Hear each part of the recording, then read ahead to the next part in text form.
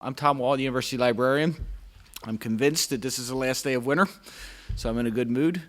And this room, I'll just have you know, has been used for several events, but it also, basically since the break, this room is one of the first places in the library that fills up with students. So in one way, I'm really pleased that we're able to do this with David's cooperation and using this room, and also with the ILA. We've done some events in here with Mary Crane. But I think the students are ready to get the room back, and we never schedule anything public in the libraries going up and leading to a study break or the study period and finals, because we actually bring in new seats.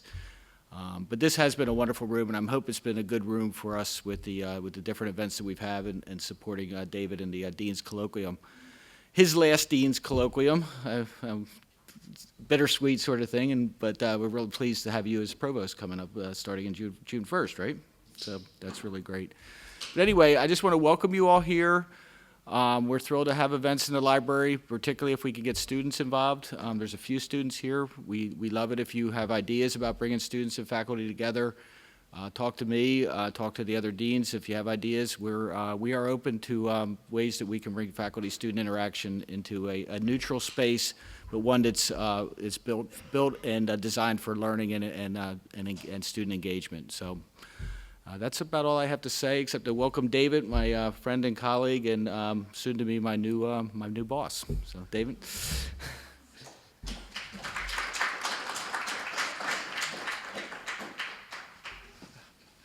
Thanks, Tom. It's great to see how this space has really come alive. This used to be the reserve room, for those of you who remember, and to see this and the other spaces in the university libraries, it's really a wonderful kind of affirmation to see the extensive usage, the ways in which these spaces have come to life. I welcome all of you to this, the final Dean's Colloquium of the academic year, and I'll look forward to coming in the fall and attending future Dean's Colloquia here and whatever we might cook up over on the other side of Beacon Street. It's my great pleasure to introduce the man who's brought us all together this afternoon. Maxime Schreier, as many of you gathered here know, is professor of Russian, English, and Jewish studies here at Boston College, where he's taught since 1996. A graduate of Brown and Rutgers universities, he received his PhD from Yale in Russian literature. Professor Schreier has authored and edited over 10 books of criticism, biography, nonfiction, fiction, poetry, and translation. Among them, the critical studies The World of Nabokov's Stories and Russian Poet, Soviet Jew. He's the author of the literary memoir, Waiting for America, A Story of Emigration, and of the story collection, Yom Kippur in Amsterdam. Schreier won a 2007 National Jewish Book Award for his 2-volume Anthology of Jewish Russian Literature, and in 2012, he became the most recent Boston College faculty member to receive a Guggenheim Fellowship. Professor Schreier's most recent book, and the one we're going to hear some of this afternoon, is Leaving Russia, A Jewish Story, which was a finalist for the 2013 National Jewish Book Awards. Our colleague Jonathan Sarno over at Brandeis judged Leaving Russia, quote, an exquisite memoir, an unforgettable first-person account of Jewish life and Jewish suffering during the final years of Russian communism.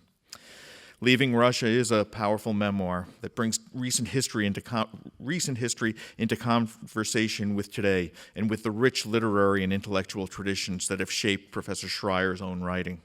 Just this week, Christopher Lydon over on Radio Open Source invited Professor Schreier to take part in a program focused on American readings and misreadings of Russian history and culture, down to just this past weekend. I very much look forward to learning a good deal more this afternoon. Please join me in welcoming Maxime Schreier.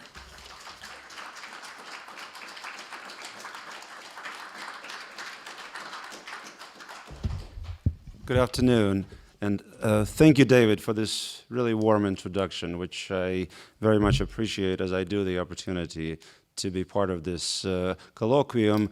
And I want to thank Dean Quigley and Provost Quinn for their support over the years. And also I want to thank the office that David is leaving and the one he will soon be joining for all they have done to make sure that I'm able to work and complete this book because it was something that took a few years to complete. I also would like to thank all the people who worked on putting this event together.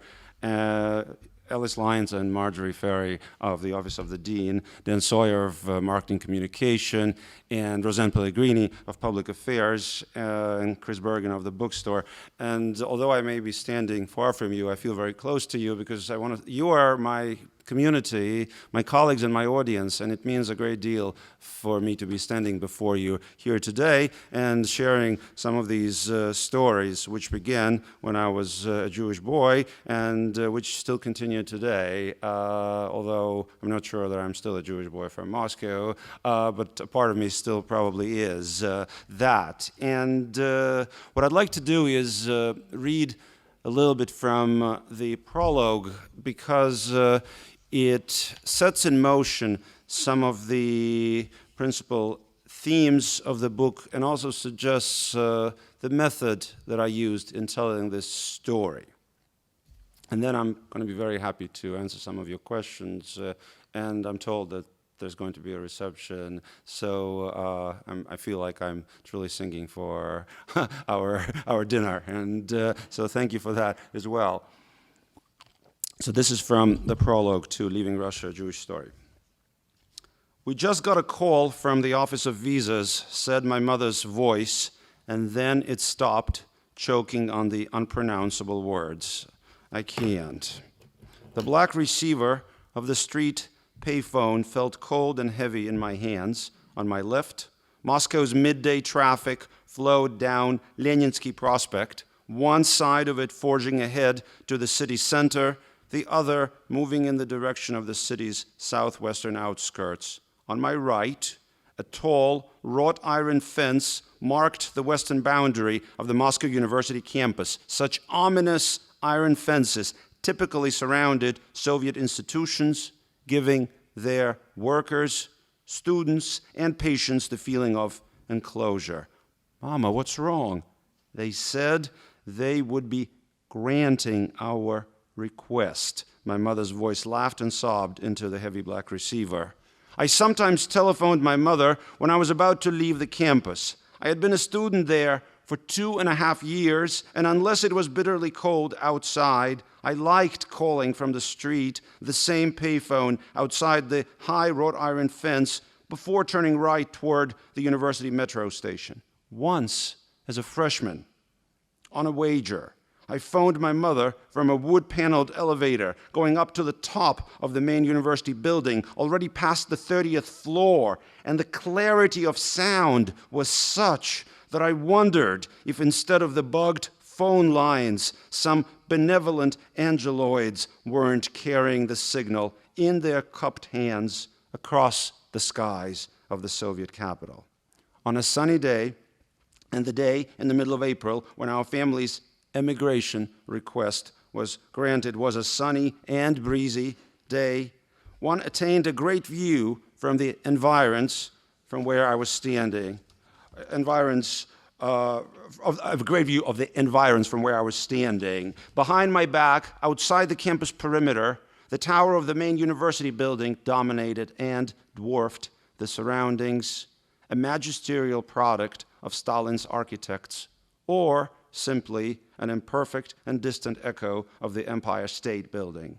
On the opposite side of Leninsky Prospect were the new Moscow Circus and the Children's Music Theater.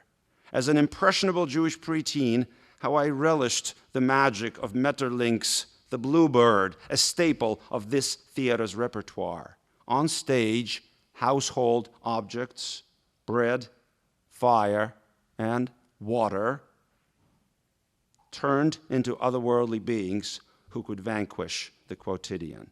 Beyond the buildings of the circus and the musical theater, the eye met grayish and brownish blocks of solid apartment buildings in what was one of Moscow's more desirable residential areas. My ride home took about an hour with 1 or 2 transfers, depending on the route I chose. During the morning, and especially the late afternoon rush hours, the train cars would be stuffed with people like sausages are stuffed with meat, fat, and fennel seeds. Overcrowded subway cars usually carried at least one colonel in the colder months clad in a thick greatcoat and a tall Astrakhan with a cockade, or sometimes a general with a double red stripe running down his breeches. These were the coordinates of my Soviet youth. Campus, bookstore, circus, and theater, Jewish luck, specter of the military service, brief escapes, and forbidding wrought iron fences. I pictured my mother as her voice broke out of the black receiver, punctuating the transience of our Soviet living. "Come home as soon as you can," Mother's voice said. "I'll catch a cab, Mamuchka. I'll be there soon. Is Papa still at the clinic?" We would be leaving. At long last, after 9 years, I was thinking as I ran across Leninsky Prospect to the other side in violation of traffic regulations. I felt that the walls and fences which had stood in the way of my family's future were falling. In the spring of 1987, when the authorities finally granted our request to emigrate, my mother was turning 47, my father was 51. The Soviet imagination had dubbed us "отказники" from the Russian "отказ," refusal, meaning the ones who were denied or refused permission to leave the Soviet Union. In translation, the term "refusnik" had acquired an ambiguity whose irony was hardly intentioned. The Soviet authorities, not the Jews, were refusing, unless, of course, you consider the fact that we, the refuseniks, had refused the ticket to Soviet paradise. After turning onto Garden Ring, downtown Moscow's inner beltway, we got stuck in traffic and crawled for the next 15 minutes. The cabbie lit another one of his vile papyrosi. A cab ride from the campus to our apartment used to take half an hour to 40 minutes. Sitting on the back seat and ignoring the cabbie's attempts to chat me up about the prospects of the Central Army Club in the new soccer season. So, by the way, this was exactly 27 years ago, the beginning of April 1987. And, of course, the beginning of the soccer season was a huge deal in the Soviet Union, how it would be in some European countries or in Brazil, for instance. So this cabbie was really, in a way, very disengaged from the reality of Soviet existence. And so he's trying to chat me up about the new soccer season. I underwent one of the most intense experiences of remembering. It was as though I was sitting in a projection room with 2 screens and 2 films rolling simultaneously before my eyes. The 2 films divided the almost 20 years of my life in 2 halves. One of them visualized the first 11 years of my life, starting with my early childhood and bringing the action to the late fall of 1978. The other film unraveled in time from the then present, that April 1987 afternoon in Moscow, and my mother's agitated voice in the receiver, back to the events of 1978 that had changed the course of my family's history. The winter of 1978-79, when we had first applied for exit visas, divided the footage into before and after. A big part of me will always remain there in the projection room of my Soviet past, on the ripped vinyl back seat of a Moscow city cab taking me away from Russia. As I type these lines, Boston's capricious winter is coating the firs outside my window with the silkiest of snows. It's Monday morning. I've already driven my daughters to daycare, and my wife is at her clinic at Boston Medical Center taking care of patients, many of them immigrants like myself. I take a sip of my tepid Ceylon tea with lemon, then peer into the milky blue sky. A lot had changed since the spring of 1987. A lot has changed in me and in my parents and also in the country that held us captive. I was a different person back then, much more judgmental and intolerant.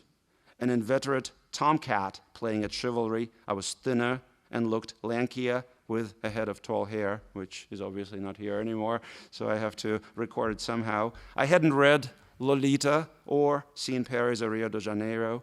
Accustomed to expecting anti-Semitic behavior everywhere, I was ready to fight for my honor. I believed sincerely that Ronald Reagan was good just because he fiercely opposed the evil Soviet Empire. I'm going to skip a little section and read just a little bit more, which specifically talks about perhaps the deliberate double entendre in the book's title, Leaving Russia, a Jewish Story, which suggests on the one hand that this is a personal, private story, a autobiography and memoir both together of growing up Jewish in what used to be the Soviet Union. But on the other hand, it also suggests that in many ways the history of Jews in Russian lands and the Soviet Union was precisely one of leaving. Right, so Leaving Russia, a Jewish Story. Leaving Russia is a story of the life I left behind in 1987. The book takes its title from the knowledge that crystallized in me as I was writing it, from my birth in Moscow on the 5th of June, 1967, until my emigration on the 7th of June, 1987. My entire Russian and Soviet childhood and youth had been a protracted separation, a tearing away from my former homeland. Even before realizing it, around the age of 11 or 12, I had already been waiting to leave and unwittingly conducting research for this book. This book captures the first 20 years of my life in a way that suggests a loving ambition to alchemize the raw material of the collective, historical Soviet hours, months, and years into the timeline of an individual private Jewish story. My final severing from Russia took place roughly over the course of my first decade in the United States and predated my marriage and the birth of my children, without the distance and perspective accorded by my immigrant years and by writing in a second language. I would not have been able to undertake this memoir. I'm 45 as I prepare these lines for publication.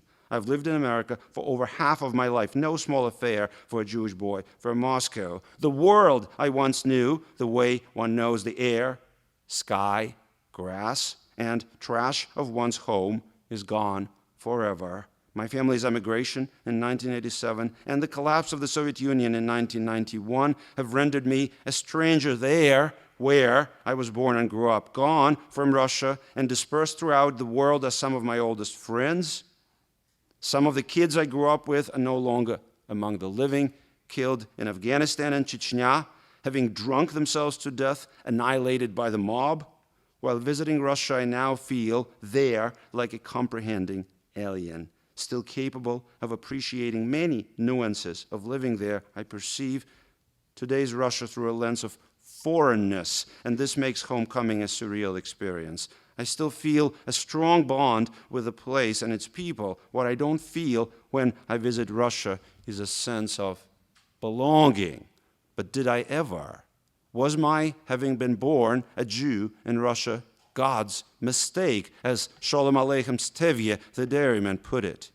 In real life, such retrospective judgments do not usually help one deal with the baggage of memory. And then I go on relating a private anecdote, which has to do with the fact that when we left in early June 1987, my mother's late mother came with us, and she had another chapter in her life which lasted almost 25 years, and she lived till 95. But what is interesting is that her late husband, my late maternal grandfather, had been buried outside Moscow, and she always wanted to be buried in the same grave with him.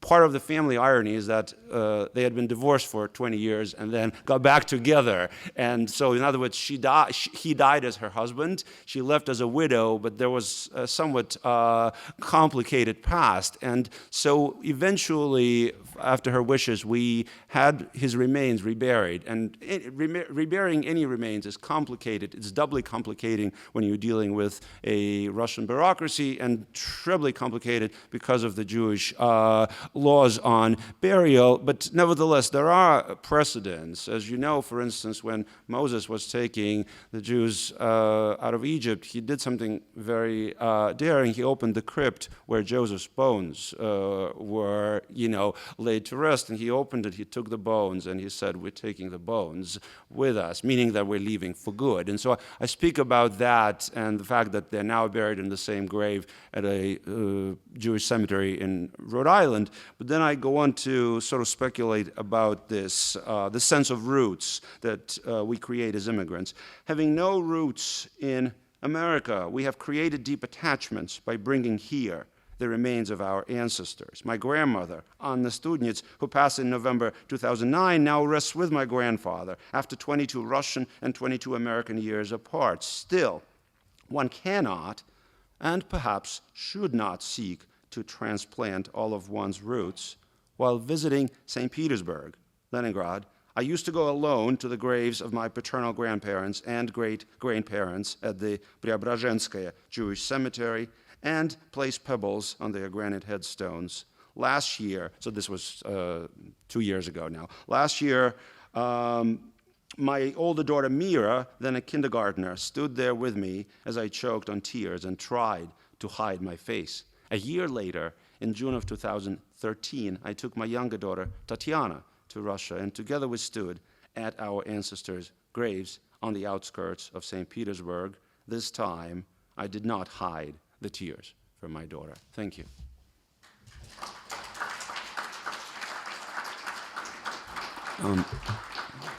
Thank you. Thank you. And I'm happy to take some questions if you have any. Please, enter. Maxime, you have a couple of memoirs, and this memoir seems to deal with the period earlier than the second memoir. So I wonder if you could talk a little bit about how you decided to tackle the order in which you were going to tell the story of your life and why you began later and went on earlier. Thank you. Thank you, Professor Sofer. Thank you, Andrew. This is a great question. Well, what had really happened was that I wrote Waiting for America fairly quickly with a fairly deliberate sense of the kind of story that it was going to be. It was going to be a story about having emigrated but not yet having immigrated. And in that sense, I thought it was different from many immigrant stories because the immigrant stories tend to deal with how bad or perhaps good life was in the old country or with the challenges of the new immigrants. I wanted to focus on the sense that a 20-year-old protagonist from the Soviet Union, a former refusenik, a Jew feels having left the Soviet Union, feeling liberated in and waiting for a transit for a refugee visa to come to America, but in a way, kind of feeling like his life is wide open because. His sense of the future was very uncertain, and so in Waiting for America, one discovers the world after a lifetime of being kind of fenced in. It's a vibrant, romantic book. It's not a nostalgic book, and it's also not a book where the pain has to do with the separation. There are many challenges there, but they're challenges that one might perhaps encounter in something that's more like a novel than a memoir. But to make the long story short, I had finished the book as Karen, my wife, was expecting, when we were expecting the birth of Mira. I wanted to finish it. I wanted the book to be out, and I thought, well, there's a great way to provide for the heirs. They're going to make a movie out of it, but it hasn't yet happened. Although, no, there's been some interest. I'm still waiting. But my wife kept telling me as she was pregnant, she said, I'll tell you, this is what's going to happen. You're going to publish Waiting for America, and people are going to start asking, well, this is great, but why did you leave? What was it like growing up Jewish in the Soviet Union? You talk about refuseniks. Who were refuseniks? In other words, she kept telling me that it's inevitable that I'm going to have to address the questions of my origins and some pertinent aspects of, formative aspects of my upbringing. And so eventually, I also started thinking about my daughters who are bicultural and have a strong sense of Jewish Russianness, but also, of course, are very American, and how they would be interested in my past and their past. So eventually, I ended up writing a kind of unintended prequel, because, of course, prequel is a very unnatural way of thinking about things. One thinks more in sequels, I suppose, unless one is a super successful, writer or screenwriter, right? It became a prequel, although I really, believe me when I say it, never thought that I would be going back so far and writing a whole story that is a kind of extended answer to the question that I could formulate as this. How is it that Jews from the former Soviet Union, from Russia, had such a strong sense of their roots, were so attached to the place, to its culture, had such a strong claim to the place's past and perhaps even present, and yet decided to uproot themselves en masse and to emigrate? And in some ways, the book became an extended answer to this question. So I thank you for that very interesting comment. Yeah. David. I wonder if you could talk about language a little bit more, because I'm remembering one of my great memories of undergraduate life, class with Joseph Koretsky, the Czech writer, and Joseph Brodsky, the Russian emigre, who were both reflecting on writing as emigres at that moment. And Brodsky, I'm paraphrasing here, but it was that his one true patriotism was to the Russian language, that his great love, the belief for him was to that mother tongue somehow, and especially those writers who had influenced him. I wonder, I assume that in writing this you wrote it in English, that Correct. the process came out in English. I wonder what it was like to write about an experience that was entirely in Russian, those 67 to 87 years, with almost 30 years perspective through another language. How did that play out, and were there moments where there was a kind of desire to put it in Russian, or what was the relationship? This is a fascinating question. I presume you heard the late Brodsky at Amherst, right?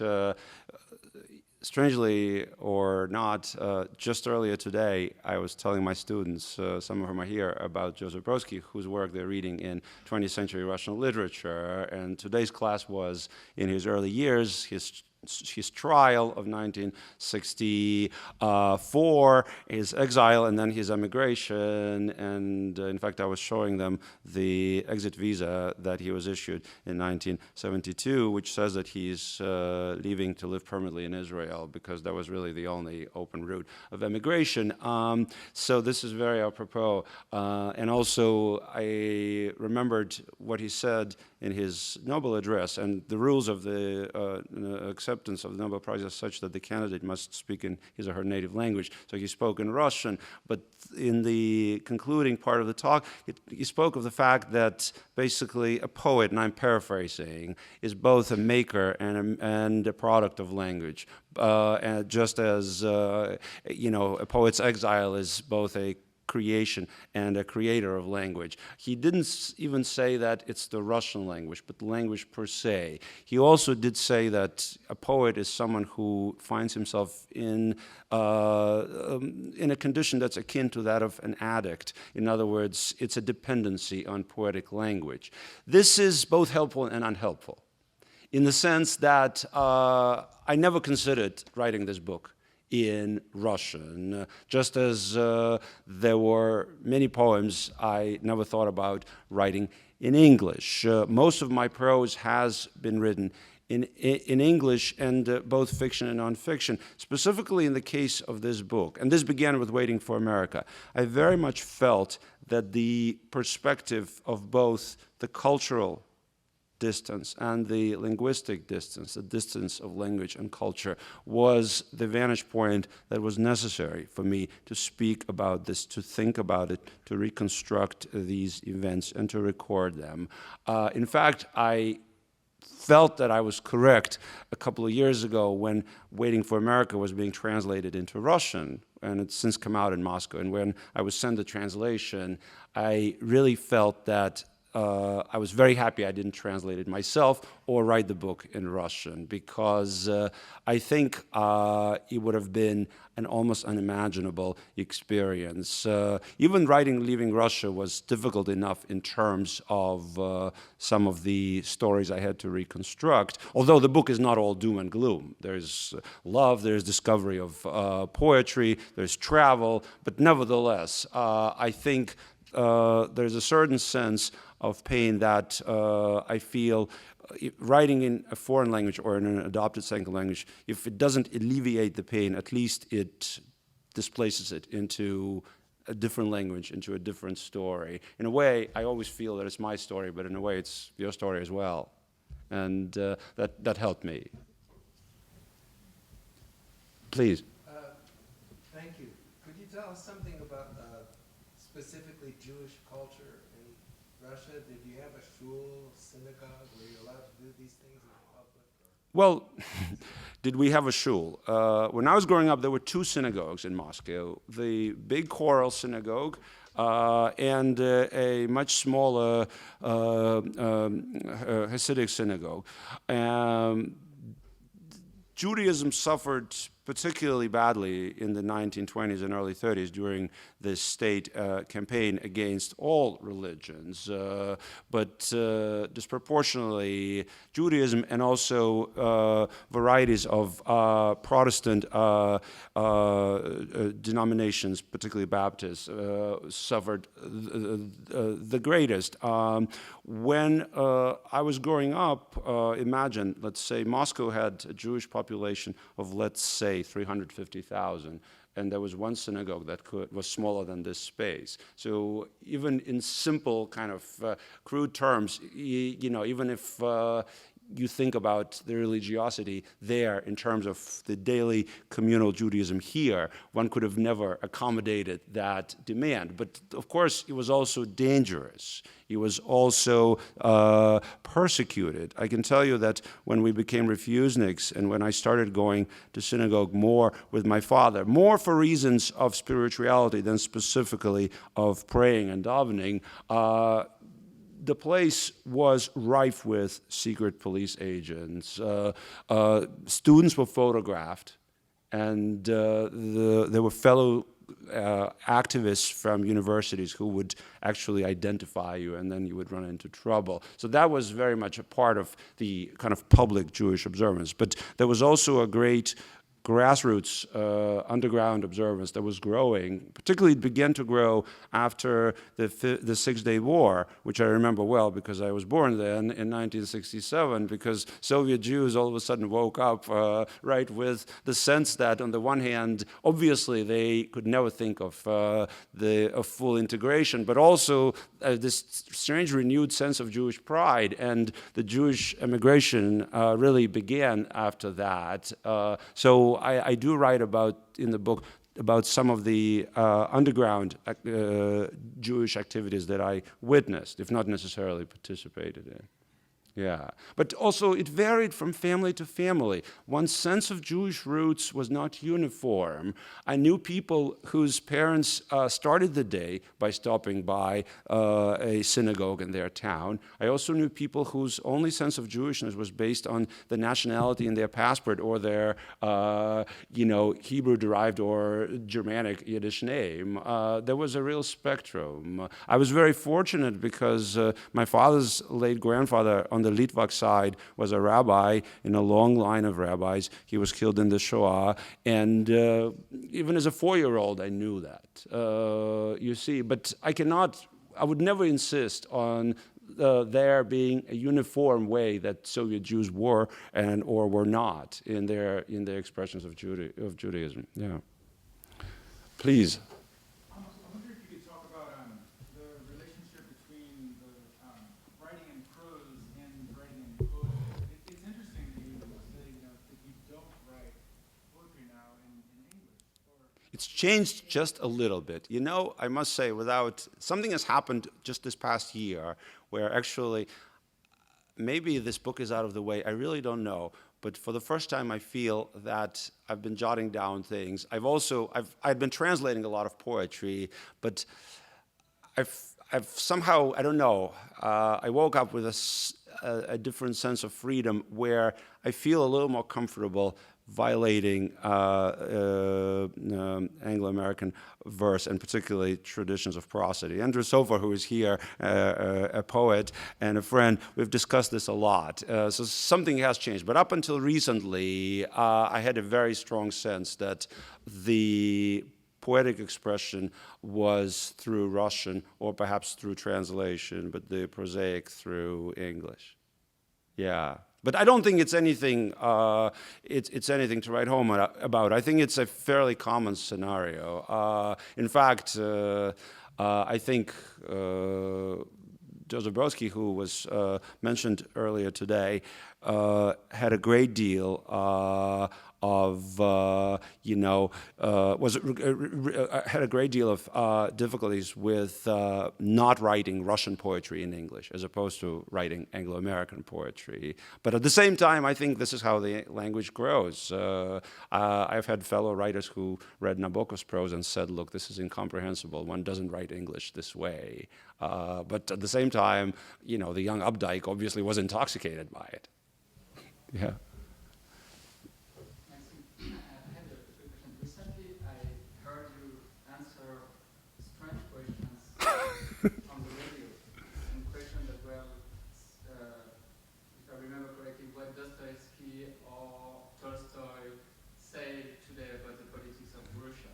So I'm not going to ask you what you would say as a writer about the politics, because you started answering those questions on NPR a few weeks ago. But my question to you is, how do you feel that writing a memoir, how do you think it helps you or not thinking about politics in general? And do you feel that writing memoirs, for example, keep you away in a certain way from politics?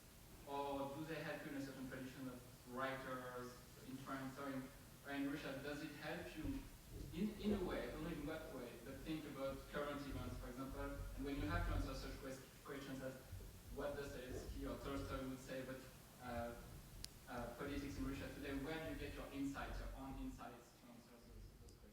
Yeah, thank you, Johan. Just to contextualize the question, Johan kindly referred to this exchange that occurred, I think, a week and a half ago on Chris Lydon's show, which was about the current situation in Crimea. Lydon, being an ardent reader and a great admirer of Russian literature, had this idea that he would invite people who were experts in politics and policy, including one who was Reagan's close advisor in Russia, informal, and a couple of emigre cultural historians and authors, and have a conversation. So, of course, as you can imagine, the points of view varied. And one of the questions he posed to Svetlana Boym, my colleague and friend at Harvard, and me was, what would Chekhov, Tolstoy, Dostoevsky, and Nabokov have said about the invasion, the intervention, as I call it, the intervention, sort of echoing what was happening during the Russian Civil War after the Bolshevik Revolution. And look, we cannot answer these questions without a measure of speculation, but we tried. Nevertheless, your question is about whether writing a memoir helps, I suppose, sharpen up one's perspective about the present. I am not sure. I know how to answer that question. I think it helped me make sense of the political context and the ideological tensions that surrounded me when I was growing up, and particularly the sense of living a double life of one, a public Soviet youth who adhered to many codes and prescribed behaviors, and a son of refuseniks, increasingly involved in refusnik activism. That, I think, clarified a lot of things to me. I suppose it also helped Johan understand that nations stay true to the patterns of their past. In which sense, was I surprised or shocked that Russia annexed Crimea? No, because it had done it before, it had conquered it before, and I think what I was surprised by, not to offend political scientists, is that nobody anticipated it. For instance, I'm very surprised that our national security experts weren't talking about it or hadn't been talking it enough. So in that sense, it's a very indirect answer to your question, but if you have clarity about the pattern of your past, it probably helps you make sense of the pattern of your old country's present, but only partially. There was a question here, yes? Please. Yes, well, Jews have had Torah to anchor them in exile and diaspora since the fall of the temple, and so there's this text that anchors them to land, to history, tradition, and regardless of where they are, they never have to go into new histories, new traditions, new lands. As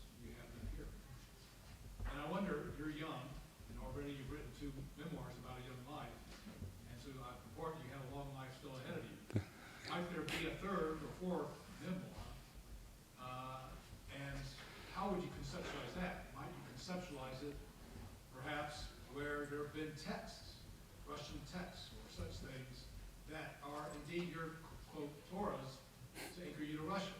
Or how would you frame a eventual memoir where texts do play a role in your life as a writer yourself and as one who studies Russian texts, etc.? Thank you. That's a fascinating question, also very elegantly put. I think the precise answer to your question about whether or not there's going to be a third part in what to some looks like a trilogy in the making is that I don't know.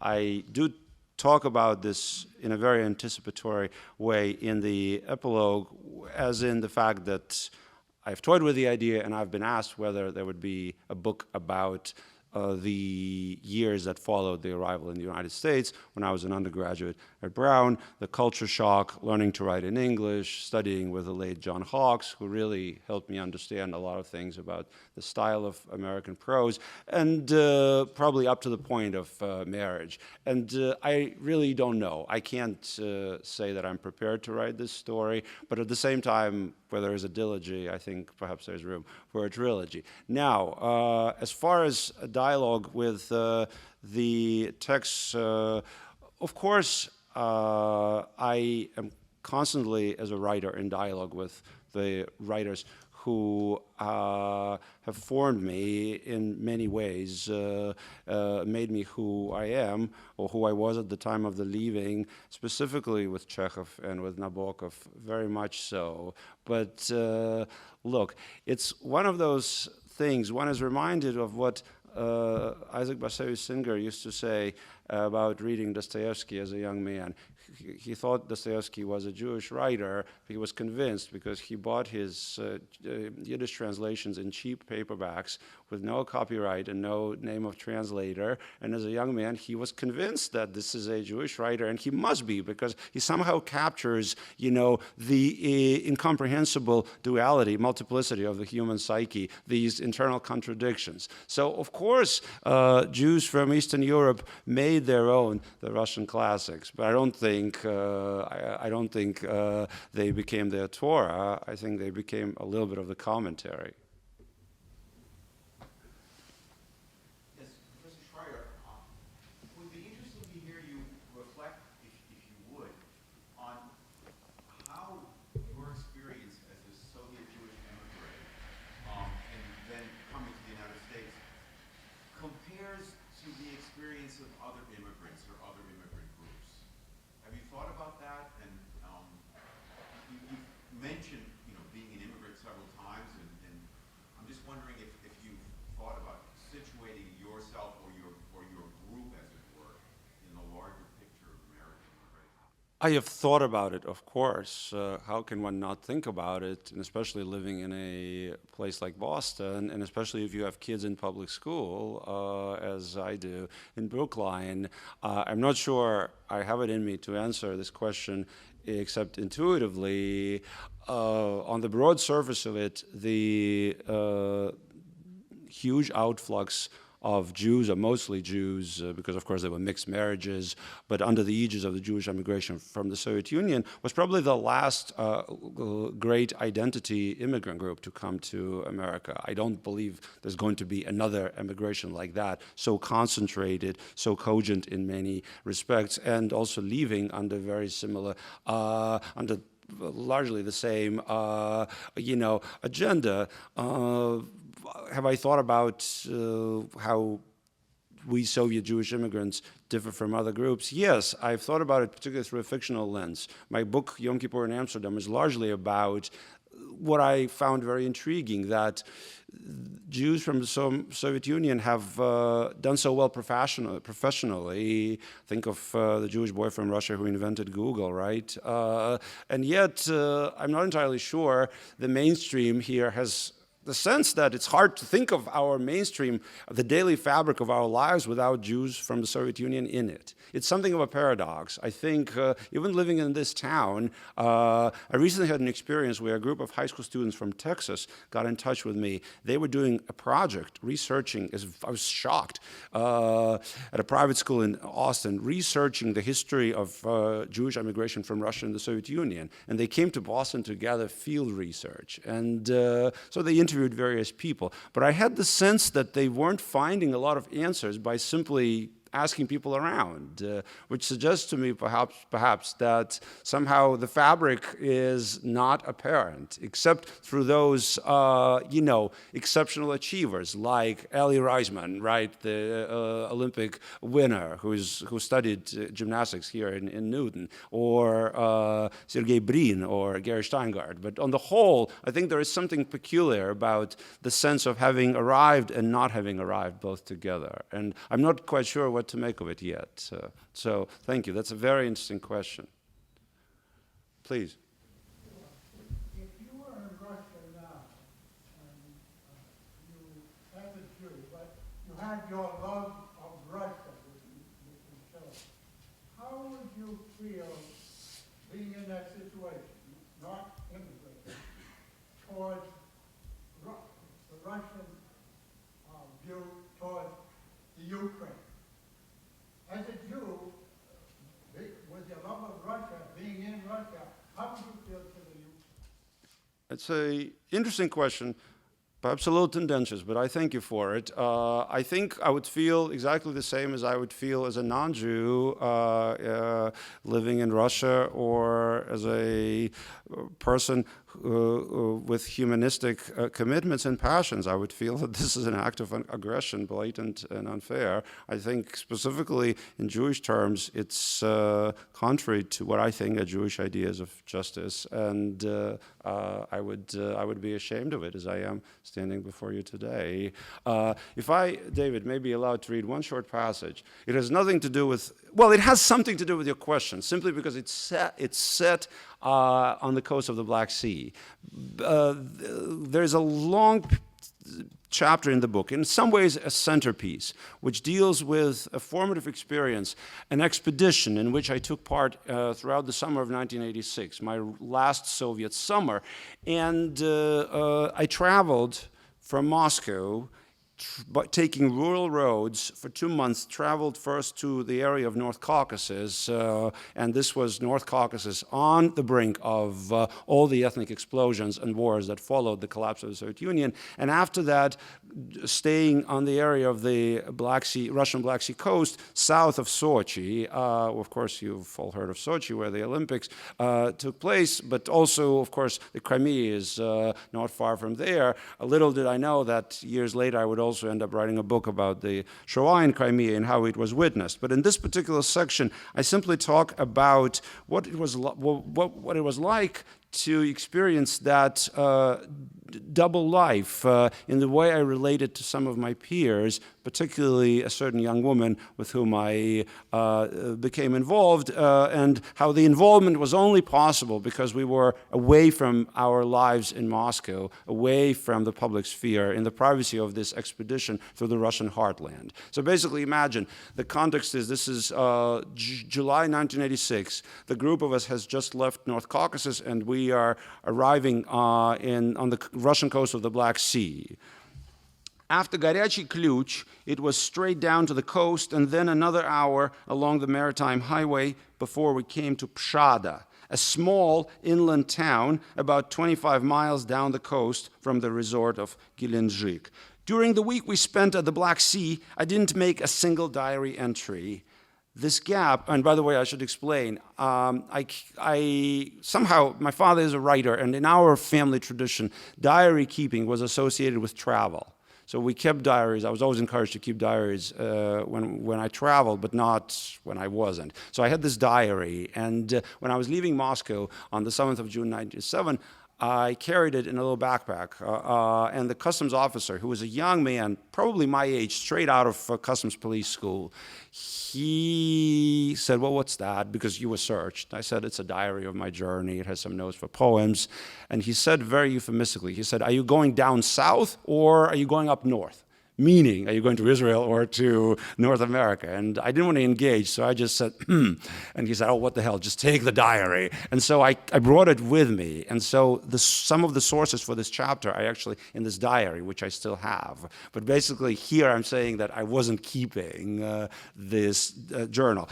This gap owes itself to several circumstances. Even though we still adhered to a schedule of lectures and digs, the Black Sea stop was a time of respite and relaxation, and I must have taken a break from chronicling or note-taking for future poems. The week at the Black Sea was also the culmination of a love adventure with an elusive classmate by the name of Anastasia. It was going absolutely nowhere, we both knew, and had no future in Moscow. Anastasia came from a Soviet diplomatic family, and I surmised, she was reticent, that she had spent part of her childhood in East Germany. Once, Anastasia alluded to having gone with her parents to a nudist beach on the Baltic Sea.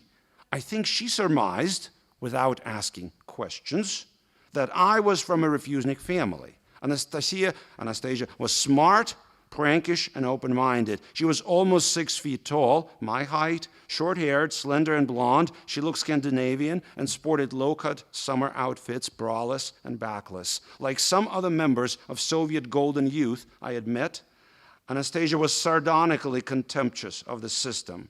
She despised our expedition living, the dirt, the collectivism, acting in every way as though she were an inmate en route to penal servitude. She wore long dresses to supper and stared with horror at rusty red stewed pork or khaki pea soup. Lying out in the sun and smoking was perhaps her greatest pleasure throughout the 2 months of the journey. Sometimes I shared Anastasia's solitude. We would sneak out of the camp into the steppe or a mountain forest, later to a pebbly, deserted beach. Once, both of us exhausted after an all-day ascent to the mountains, we tried to make love in Anastasia's tent, but had to halt after one of her tent mates woke up and cried, "Is someone here?" I crawled out before the roommate had time to reach for a flashlight. Anastasia and I knew that romance together, even under the most discreet of terms, was limited by the duration of the expedition. So more delicious, the adventure, and especially its last 2 weeks, right on the razor's blade of time. And in fact, the razor's blade of time in some ways captures how the book is written, because I think our lives, and particularly the life I tried to record, was one of living on the razor's blade of time. I thank you very much again.